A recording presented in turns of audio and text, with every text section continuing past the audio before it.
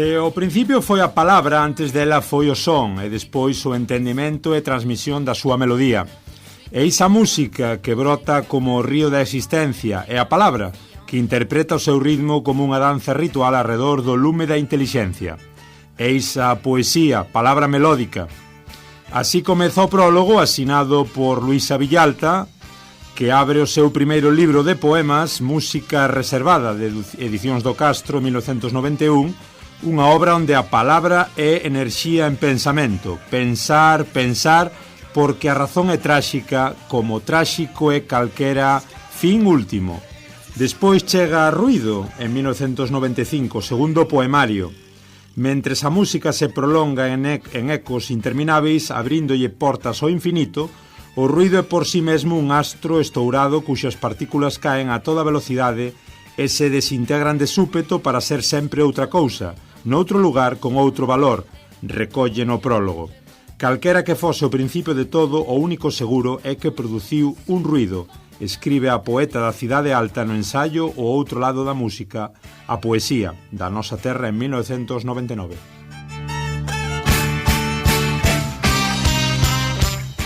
Cando penso en Luisa Villalta hoxe en día véxoa como unha muller renacentista, afirma a súa amiga, escritora e docente Marga Doval, nunha conversa no andar superior da librería Couceira en Compostela, onde confesa que non lembra con exactitude o instante no que coñeceu a autora homenaxeada no Día das Letras Galegas deste 2024, xa que é como se formara parte da súa vida desde a súa toma de conciencia como galega e como escritora. Ademais, salienta que Villalta adoraba a arte en xeral e relacionaba co saber e coa súa maneira de estar no mundo, vinculando tanto poesía con música, fotografía ou teatro. Para o investigador, profesor e crítico literario Armando Requeixo, responsable da edición de Pensar é escuro, poesía reunida, Luisa Villalta é unha poeta e unha escritora que non se entende sen o curso do mundo musical. A literatura e a música eran as súas grandes paixóns e desde a primeira hora fundiunas e transfundiunas.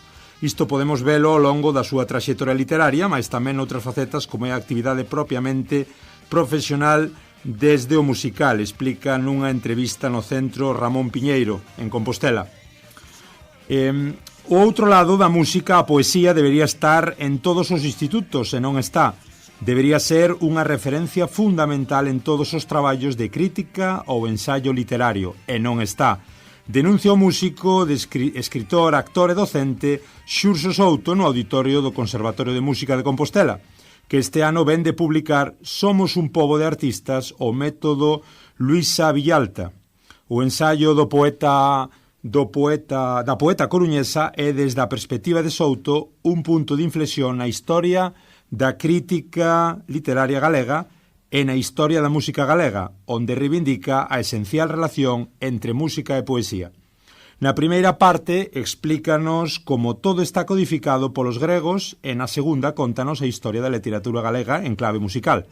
Aclara, concretando que Villalta concibía o son e a poesía como dúas formas retóricas do propio son. Ela denuncia que coa aparición da imprenta a poesía quedou relegada á escrita poética que se pode ler en silencio, considerando que esa era toda a poesía, subliña. Por outra banda, Marga Doval indica que nesta obra Luisa dalle a man á tradición cultural e á tradición popular. É maravilloso a onde chega cando describe o que pode ser unha muiñeira na obra de Rosalía ou de Manuel Antonio, e iso faino moi ben porque ela tamén establecía ese tipo de vinculacións na súa obra.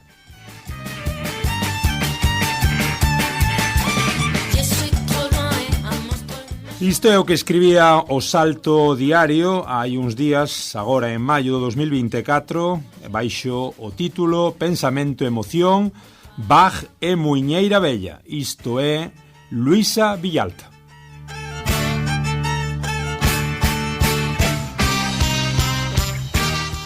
Ola, moi boas, eu son Germán Estévez, o xermano á portuguesa, e aquí estades nun novo episodio, nun novo capítulo, nunha nova vez, no voso Galiportus, neste espazo galaico portugués, achegando Galiza e Portugal voz a voz. Hoxe falamos da homenaxeada das letras en 2024, das letras galegas, trátase da coruñesa Luisa Villalta, e facémolo cun convidado moi especial.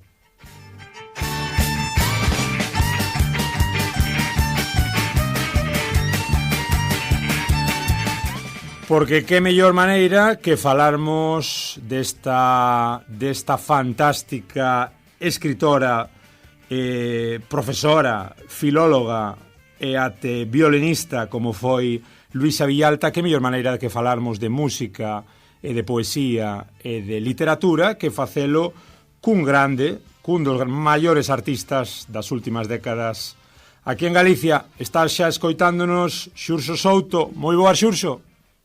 Hola, pero a modo, chamarme grande tampouco, penso que é un pouco excesivo.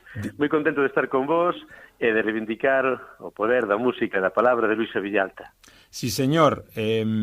Xustamente agora en 2024 falas de que, bueno, lévalo falando moito tempo, por, dicía outro, por todo tipo de prazas e escenarios, reivindicando ese lema, non, de que somos un pobo de artistas. E falas dun método, non? O método Luisa Villalta. Cal é ese método, Xurxo? Pois é justamente o que estás argumentando agora, é o encontro entre a música e a poesía. Nas orixes, música e poesía foi exactamente o mesmo. Despois hai ese encontro coa chegada da imprenta, e ese manifesto que fai Luisa Villalta pois é tamén unha proclama cara ao futuro. A música galega está vivindo un momento de creatividade absoluta e precisa elementos teóricos de referentes como a gran reflexión de Luisa Villalta. Luisa Villalta non é patrimonio exclusivo da literatura, ten que quedar claro. No ano 1999 publicou este libro, Outro da música e poesía, que para min literalmente cambiou a miña vida. Sentíme unha persona mal educada, que recibiron unha mala educación. Claro, porque a literatura galega que me ensinaron no instituto estaba mal contada. Cal é a orixe da literatura galega? Cal é o primeiro gran monumento? As cantigas medievais. Cantigas medievais que patrimonio común de Galiza e de Portugal. Bueno, pois a mí explicaron as cantigas medievais con moito paralelismo, con moito lixaprén, con moita antítese, pero con moi pouca melodía, cando as cantigas son letras de cancións. Quen a homa xenda virxen e de seus fillos honrar, deles era moito honrado, no seu ben que non a par, e así ata o presente. A literatura, a poesía, é máis grande, é máis fermosa, darnos máis felicidade se vai acompañada con música. Sí, sí. E xustamente reivindicar, Xurxo, nesta intro que facíamos, nesa entrevista que che facían, e no que estás comentando agora, que non nos contan ben esa historia, nin eses enlaces entre literatura e música, e que un pouco hai eses déficits tan grandes, non, a nivel educativo. Sí, pero non é un problema de que as profesoras ou profesores de literatura galega, alemana, francesa, sexan malos profesores, non, é que o que ti dixetes é un déficit no sistema educativo occidental. Temos que pensar que eses profesores, na súa facultade, pois tamén houve moito paralelismo, pero moi pouca música. Como se poden estudar os cantares gallegos de Rosalía, cantares que levan a música no seu propio título sen melodía? Rosalía de Castro e a aldea e a Bastavales escoitaba. Agora sabémoslo moi ben, porque sabemos moito de Muñeira Bella gracias a Mercedes Peón e outras compañeiras. Iba a Bastavales e escoitaba: campanas Bastavales, cando vos oio tocar, morrome de soedade, ele. E aí están ben os acentos. Logo continuaba. Ben, pois, o problema é que, indica moi ben Luisa Villalta, vende moi atrás. Vende dos filósofos gregos, póñeme moi serio, vende Platón e de Aristóteles. Platón e Aristóteles ponderaban os instrumentos apolíneos, instrumentos de corda, as liras, as guitarras, por así decirlo, as cítaras, porque son instrumentos que fomentan a orde social, a concordia, a palabra, pero tiñalle medo as trompezas. Pam, pa, pa, pa, para, pa, pa, os instrumentos dionisíacos. Por qué? Porque traen a revolución da festa. A festa é a disolución das xerarquías sociais. Na festa non hai altos, nin baixos, ricos, nin pobres. Somos todas persoas igual. Esa idea, esa ignorancia ou ese non querer tratar o mundo de Dionisíaco, o mundo da música popular, pasou a Igrexa Católica con un engadido que é o pecado, a festa e o pecado, a perversión, o sexo, o exceso, a bebedeira, e dei pasa a academia e dei pasa a universidade. Entón, coñeces a grandes sabios, a persoas sabias, a mí pasei moitas veces. Estou nunha parolada, entón estou falando e boto un par de cantareas como fixen agora. E é moi normal que a persoa que ven despois, sobre todo se un profesor ou unha profesora diga: non, eu non vou cantar, eu de música nada. E digo, como pode haber unha expresión tan pública de ignorancia? non coñezo a ninguén que diga eu de xeografía e historia nada, eu de ortografía nada, pero música sí. A música popular parece que é un xénero prescindible, e non, é a propia esencia da poesía. Esa gran revolución que convirte a Luisa Villalta nunha autora única, porque sabemos que Luisa Villalta foi unha gran narradora, unha gran dramaturga, fixo moita crítica literaria, moita crítica opinión sobre o mundo social, pero este encontro entre a música e a poesía é algo que non ten paralelo en toda a literatura galega.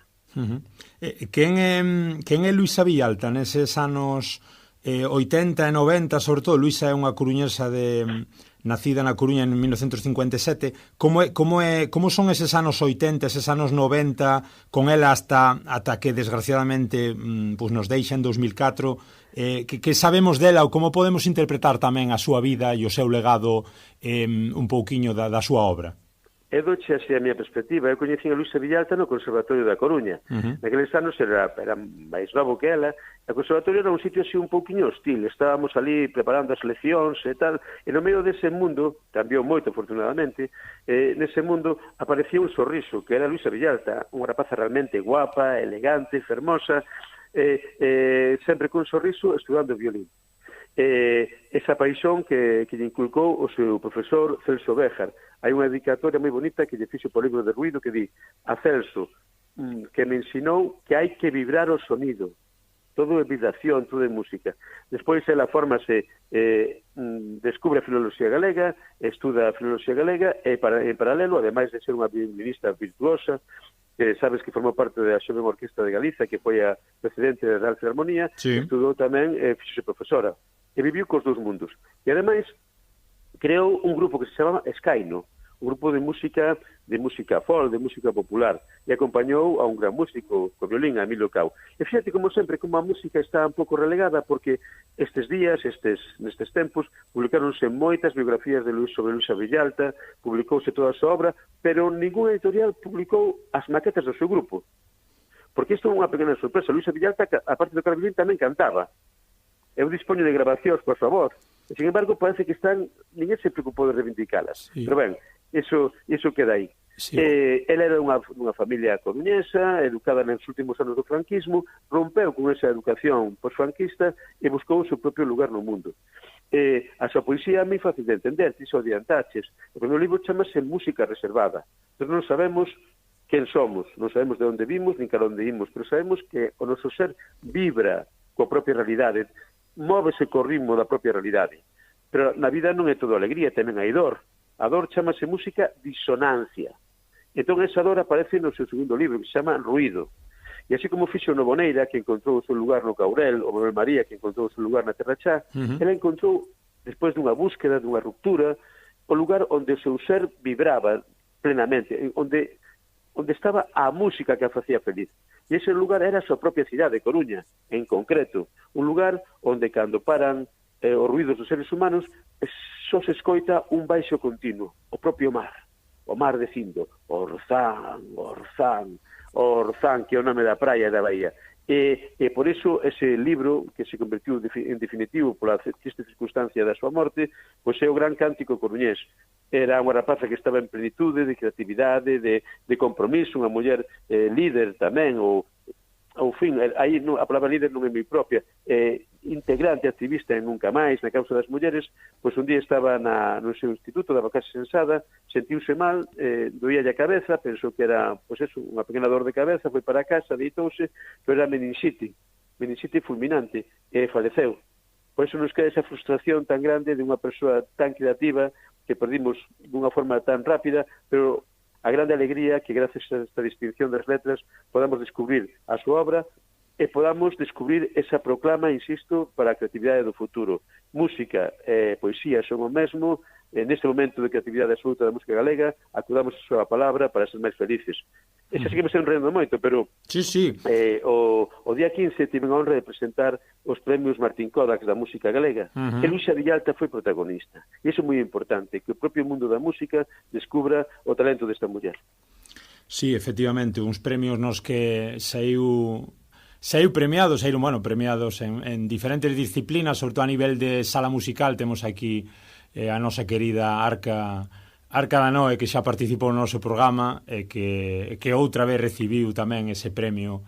É que é maravillosa. Sí, sí. Aí, eso é rompendo todos os tópicos e todos os preconceitos diante esa idea de que os salas de concertos teñen que estar en grandes cidades e teñen que ter unha estética que imita as estéticas de outras salas de concertos. Ela, nun lugar pequechiño, nunha aldeiña, en Vilar de Santos, crea un entorno agradable, fecundo, cargado de cariño e cargado de amor, e é un lugar onde sentimos a música en plenitude. Por iso, porque está cheo de cariño, está cheo de amor.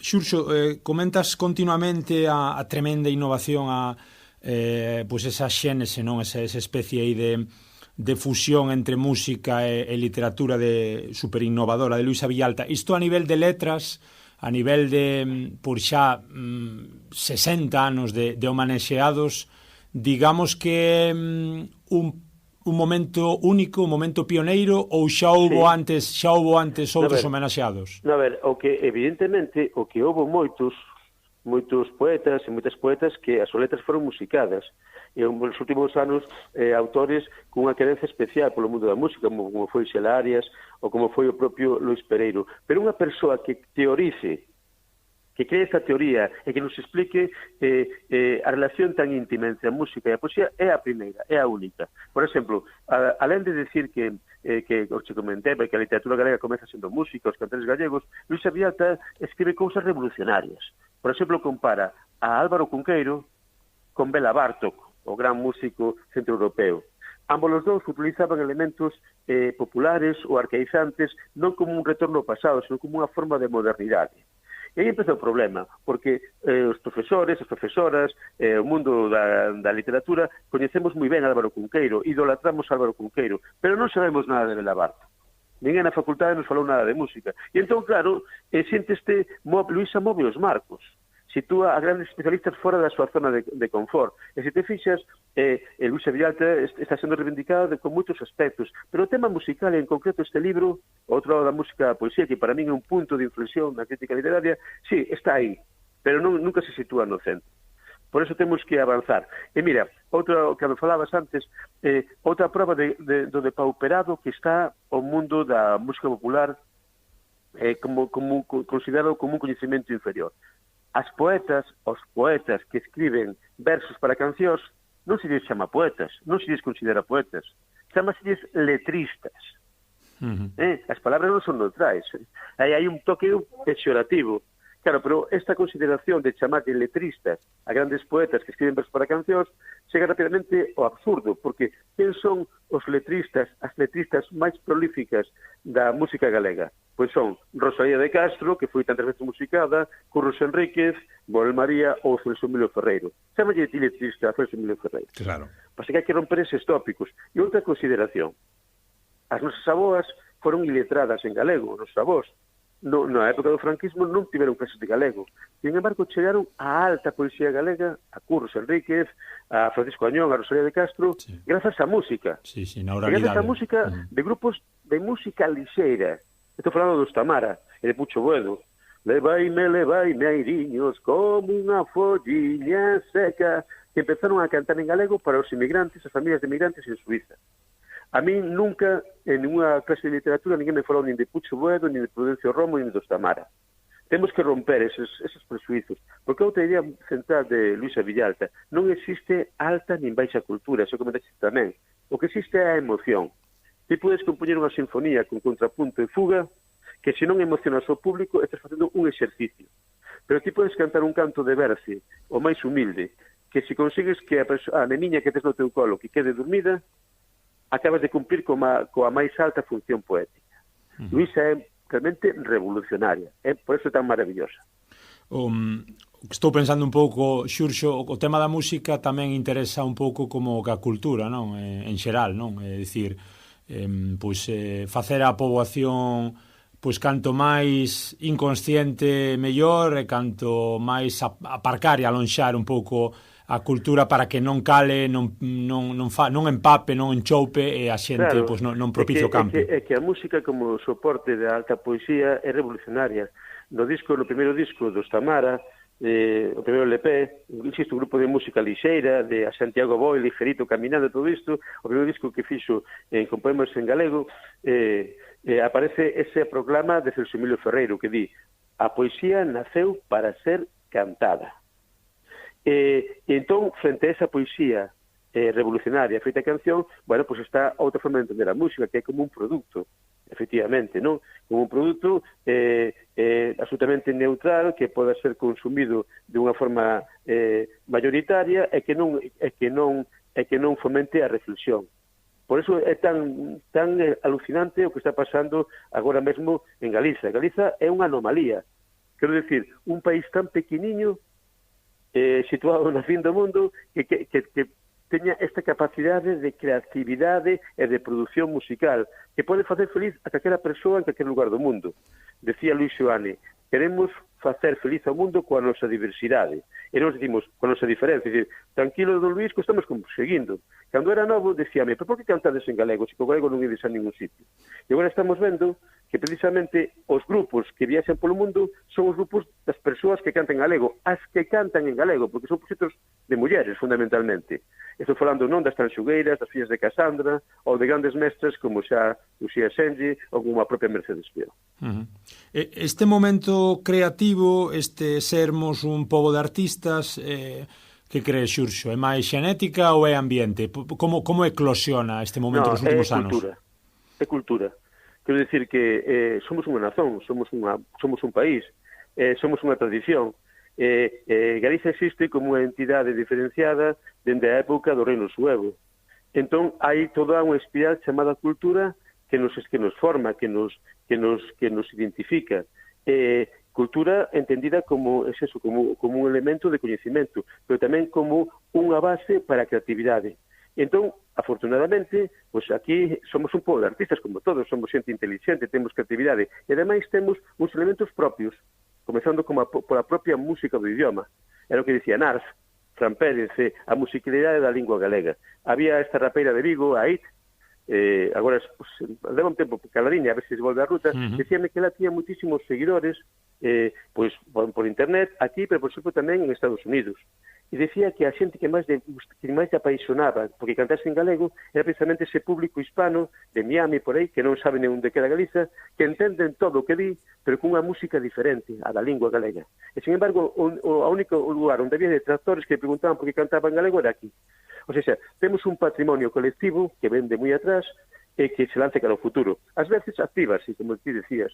Quero dicir, cando temos unha televisión e unha radio pública, cando a televisión e a radio pública hai uns anos fixeron algo tan evidente, sobre todo a televisión, de gravar uns videoclips en galego, foi unha revolución absoluta que foi o Xabarín Club.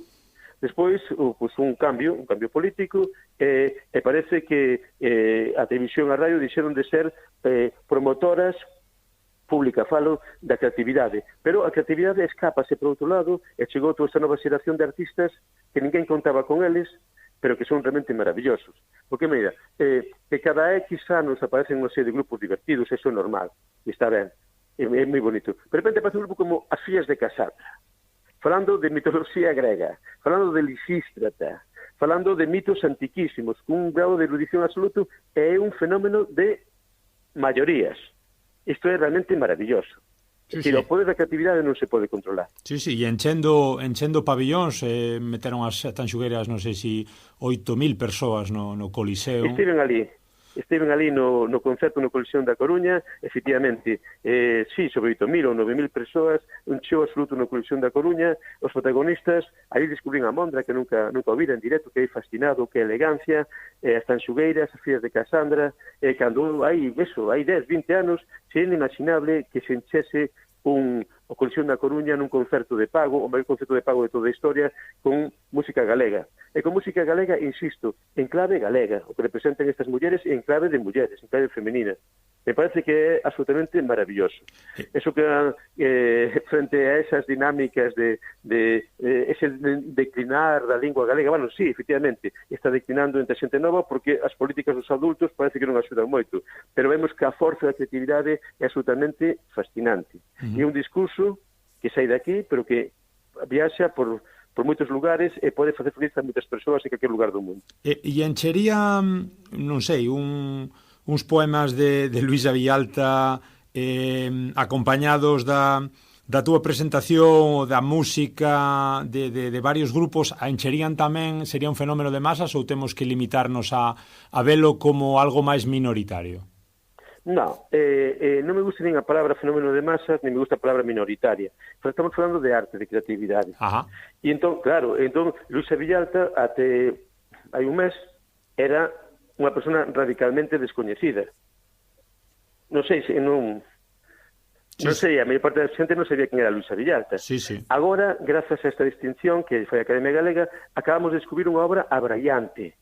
O que pasa a partir de agora? Pois que pase o que teña que pasar. Pero estou certo que moitas persoas son un poquinho máis felices e abriron un poquinho máis a mente porque se puxo en riba de escenario público Luisa Villalta. E sabes que hai artistas, por exemplo, a Banda da Loba, que están musicando seus poemas. Hai un amigo, César Morán, vai presentar este vernes na Coruña, pois 10 poemas de Luisa Villalta. Pero, bueno, da igual que se hai ventas ou poucas ventas. Aquí o que temos que falar é de emoción e de creatividade colectiva. Calidade non cantidade, Xurxo. Claro, non. E que hai unha palabra no Martín Codas, hai unha palabra maldita no mundo da música, que é a palabra éxito. Cando un rapaz empeza a tocar, di, que ben o faz, vai ter moito éxito. Home, non sei, non, son un rapaz que toco ben, simplemente. Hai un programa, cando as miñas fillas tiñan semelgues, tiñan 8 anos, vinas vendo un programa na televisión pública española, un programa en horario de máxima audiencia, un programa obsceno. O programa chamábase Operación Triunfo. Como se lle pode decir a unha nena de 8 anos que a música é para triunfar? A música será para compartir, para ser felices, porque a carón do triunfo sempre está o fracaso. E a música non pode ser unha carreira. Ten que ser creatividade, pero creatividade en colectivo. Por iso é o que o sentido que ten tamén ahora poñer en valor a Luisa Villalta. Un pensamento revolucionario, Luisa Villalta ten unha porta, abre un camiño, e o importante é que o sigamos. E se pode ser todos dun xeito colectivo, xuntas. Botamos unha canción outro día tamén co Orquestra Bravo Xangai aí nos Martín Codas, que era o lema que quixemos poner en valor, que era ti que me levas, eu que che axudo, imos xuntas ao cabo do mundo. Ti que me levas, eu que che axudo, imos xuntas ao cabo do mundo.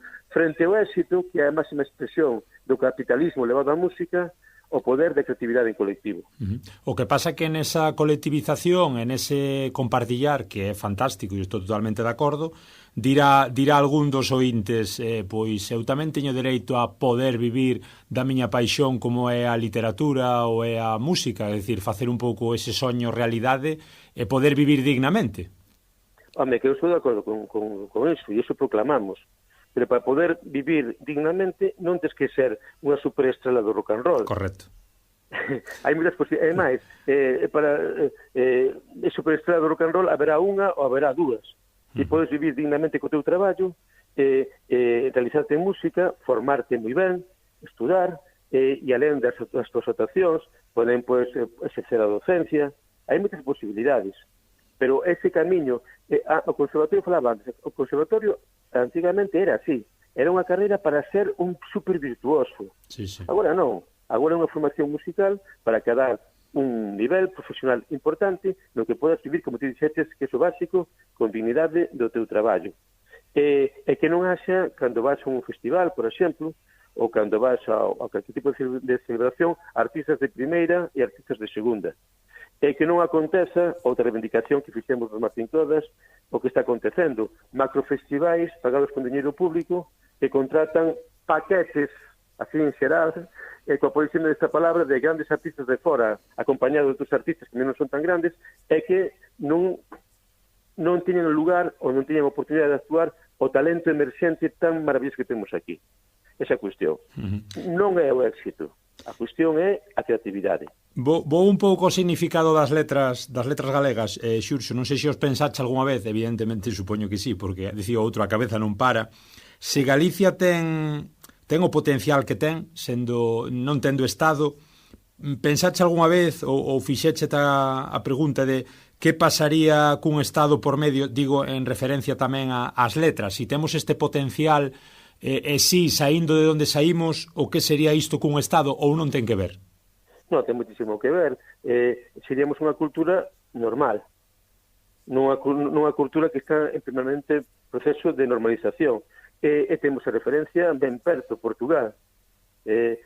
Portugal é un estado no que se pode desenvolver a súa cultura con normalidade. E entón, o que para nós moitas veces é resistencia, traballar polas marxes acaba un poder de centralidade. E vemos o poder da música, da literatura, da cultura portuguesa, que é absolutamente abraiante. E aparte, un contexto no que nos sentimos absolutamente protagonistas, porque é a mesma lingua, son as mesmas palabras. E temos a sorte de chegar a Angola ou chegar a Timor-Leste e escutar as mesmas palabras. E non se trata de crear mundos en competencia, non? Poderíamos comunicarnos absolutamente, hoxe en día podemos comunicarnos en inglés con moitísimas palabras de personas en cualquier lugar do mundo, pero cando compartimos as mesmas palabras hai unhas emocións profundas, elementais e un nexo entre as persoas moito máis grande. Entón, o que dice, claro que ten moito que ver.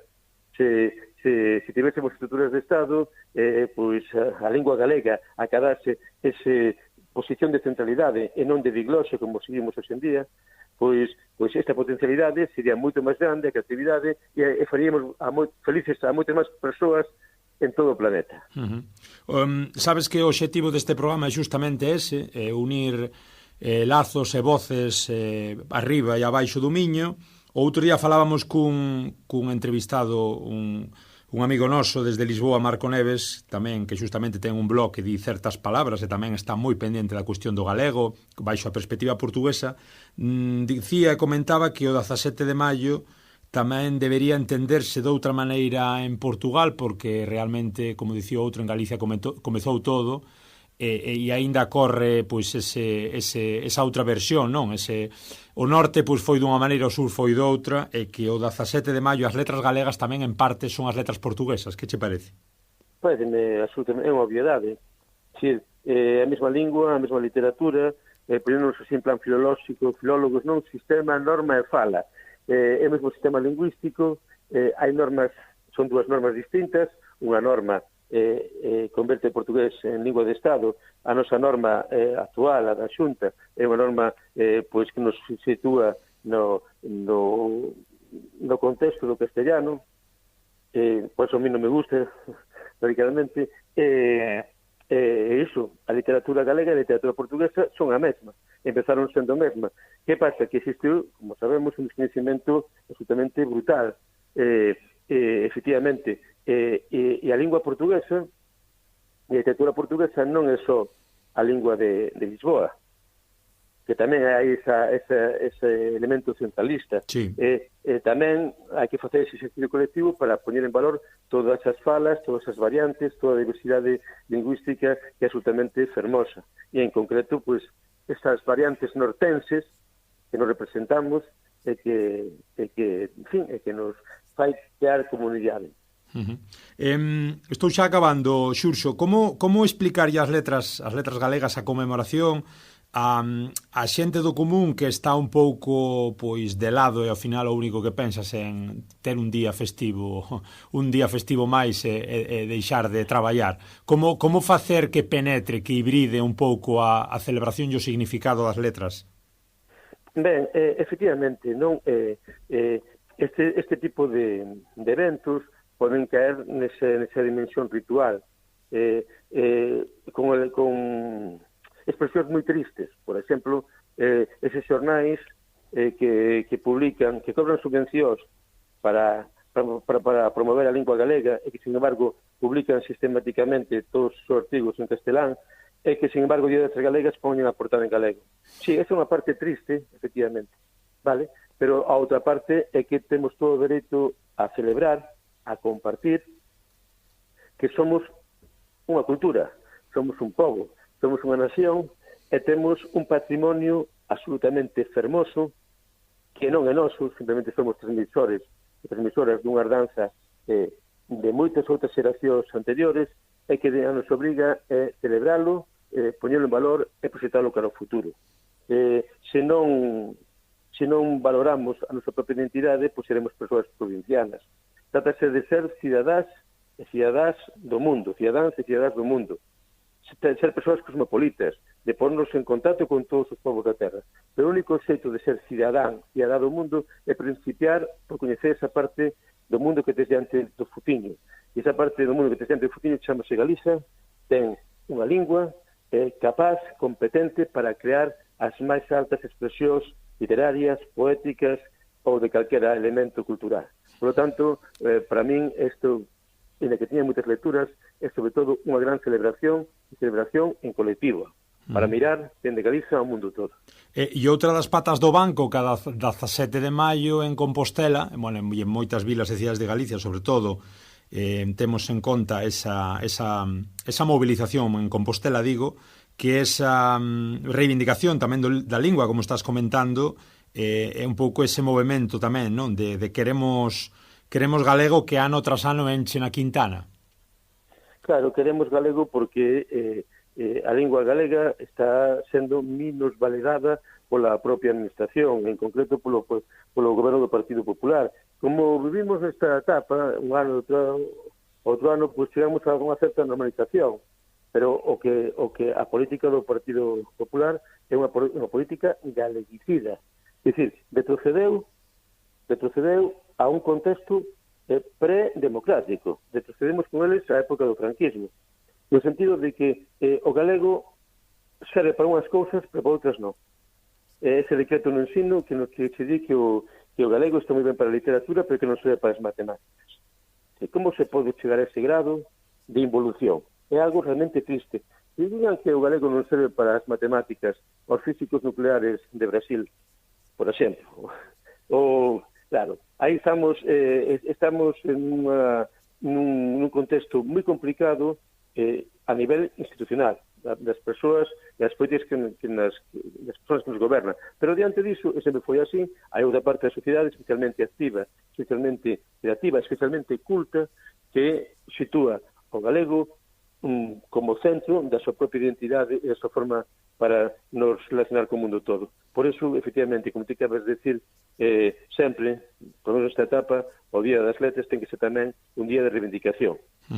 Como lle ves o futuro á lingua e como lle ves o futuro ás letras, Xurxo? És optimista? O das letras, evidentemente, maravilloso, porque a creatividade, os estímulos e os talentos, e se abrimos esa porta que nos deixa Luisa Villalta, música e poesía, pois vai coller máis color e máis intensidade. Estou pensando, por exemplo, nestas propostas que se están facendo, fixémolas nos Ayanos, que algún ano se dedique a letras galegas a Pucho Boedo.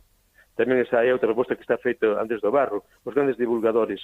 E para a lingua, vexo con sinceridade e pisando forte un futuro cargado de esperanza. Por qué? Porque sempre decimos con discursos negativos. E grandes líderes de opinión, que o galego está declinando, que cada vez imos a menos, que isto vai cara atrás. Eu sou un profesor de latín. Estou agora mesmo no instituto, que faz algúns ruidos probablemente dos timbres. Sí. Estou en Carballo. Carballo que é unha cidade, son 80.000 de persoas, na que o galego é a lingua absolutamente mayoritaria, aquí nas aulas, no ensino. E non son rapaces marginais, resistentes, non, é xente especialmente culta, especialmente formada, que ten este modelo, onde a lingua está ao centro. Así que como hai modelos e realidades onde o galego está desaparecendo da xente nova, que saibamos, que poñamos en valor tamén este outro modelo, onde o galego é un referente de futuro para toda a xente nova. Entón, son firmemente esperanzado nun futuro fecundo para a lingua galega, non pola clase política que nos goberna, non polas actitudes preguiceiras dos adultos, sino polo poder e pola dignidade da xente nova. En canto a Luisa Villalta, das obras que comentache, se alguén está interesado, recomendamos sobre todo ese outro lado da música, a poesía, o ruido ou algunha máis que teñas en mente? Era o que comentaba antes. Luisa Villalta é unha artista excelsa e pluriforme. Toda a súa obra dramática, a narrativa, a poesía está ben. Pero eu, modestamente, declaro-me apaixonado, especialista, quero poñer o acento nesta obra sobre a literatura, sobre a teoría da literatura. O outro lado da música, a poesía. Unha obra que tiña que estar en todos os institutos, que non está, como xa dixemos antes. Unha obra que tiña que ser en unha cita constante en todas as bibliografías de crítica literaria, non está. Porque esta obra move, é un punto de inflexión. Por favor, acudide a ela. Tamén o o desleixo que para con ela houve é significativo, é unha prova que publicouse en 1999 e non se volveu reeditar ata hai pouquín. Entremos aí, liberémonos de presuizos, abramos a nosa mente, atrevámonos a sentir a música en plenitude e entendamos o pensamento tan profundo de Luisa Villalta. Por último, o teu Somos un pobo de artistas, o método Luisa Villalta, que está tamén xa disponible en Xerais, non? Sí, xa che dixen, en 1999 len ese libro, marcoume profundamente e dende entón, pois, sempre segui o rego de Luisa Villalta. E entón, nos meus escritos sobre música, busquei o encontro entre os dous elementos, e non só no mundo establecido, que decir, nos medios de comunicación, nos discos, non, encontreime talento en relación entre música e poesía, pois, por un exemplo, simplemente, pois os cantos das mulleres das fábricas de conserva. Dende Alfageme en Vigo hasta a Pureza en Cariño, miles de mulleres cantaban e facían canción social. De eso ninguén nos contou nada. Sí, E entón, pois, recopilei estes artigos cando tive a miña dúbida, non? Cando veo as letras, pois a ver, póñeme agora, pois sí, porque dixo a miña filla, por que non, papá, agora é o momento. Publiquei este libro e o máis interesante, aparte da felicidade que me provoca, agora estou falando contigo por este motivo de telo publicado, é que constantemente estou aprendendo en cada presentación, estánme achegando novas ideas desa relación tan fecunda entre a música e a poesía. Outro día, estaba en Moaña e falou un rapaz de Manuel Rivas, que escoitaba nunha actuación de Berrugueto, emocionouse profundamente, escribiu un poema, e logo Berrugueto musicou ese poema. É un exemplo. Pois eso, Luisa Villalta danos unha clave para entender a nosa propia realidade. E é o que estou expoñendo nese libro.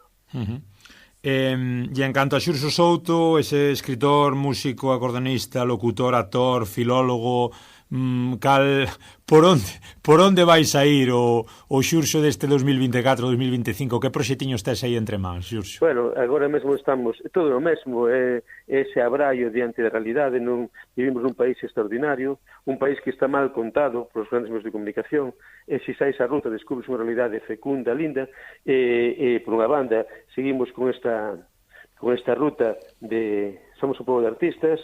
Se vai todo ben, o día 1 de xuño imos a facer unha celebración na aldea de Velle, ao de Ourense, en homenaxe ao gran mestre, o señor Claudio, o Cuco de Velle, que inventou a música mestiza antes que Manu Chao. Por outra banda, estamos celebrando o 30 aniversario do Bravú. Sabes onde quedou? No 94. Os rapaces xuntámonos nunha aldea, decidimos dar unha etiqueta e fomos quen de axitar naquele momento a música galega. E, por outra banda, pois estamos neste proxecto que para min é un soño, que se chama a Orquestra Bravú Xangai.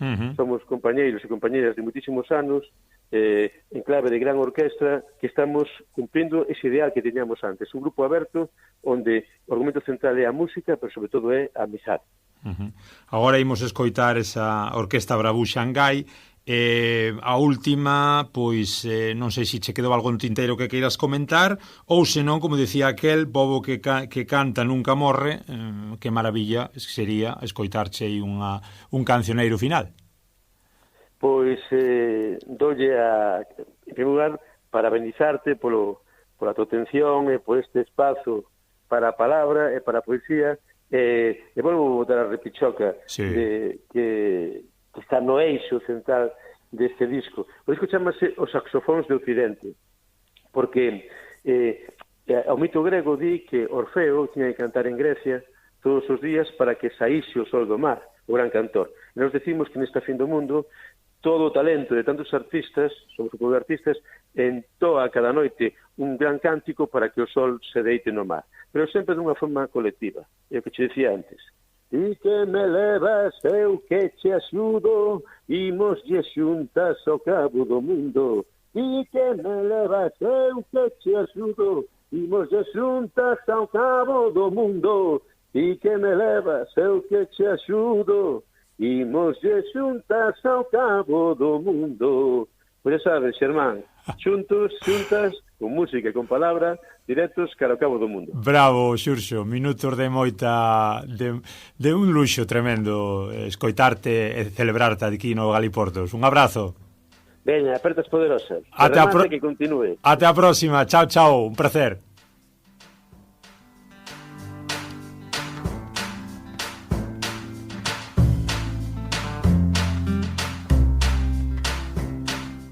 Moi ben, pois aquí ata aquí estes minutos con Xurxo Souto falando un pouco das grandes pegadas dese método Luisa Villalta conmemorando a figura da homenaxeada destas letras 2024 e tamén falando un pouquiño desde a óptica de Xurxo Souto como ve un pouco todos os focos relativos á cultura, ás letras, á lingua e tamén á música que forman parte do mesmo continuo.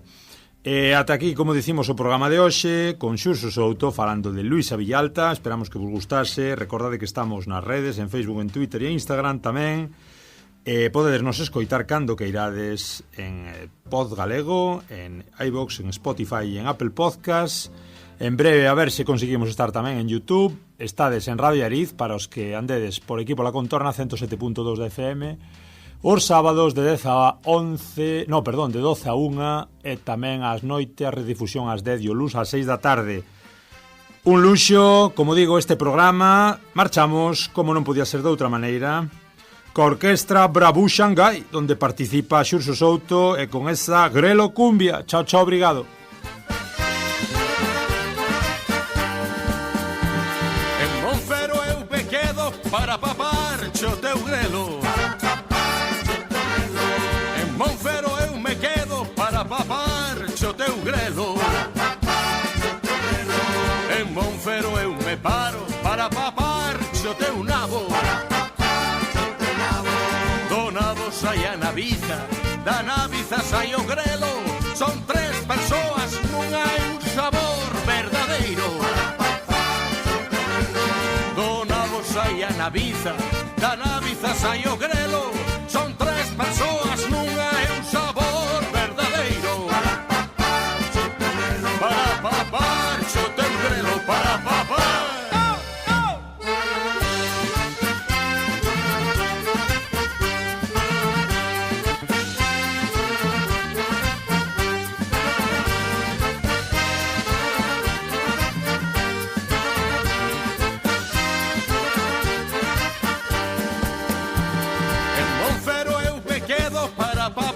Xo teu grelo. En Monfero eu me quedo para papar xo teu grelo. En Monfero eu me paro para papar xo teu nabo. Do nabo sai a naviza, da naviza sai o grelo. Son tres persoas, non hai un sabor verdadeiro. Do nabo sai a naviza, da naviza sai o grelo.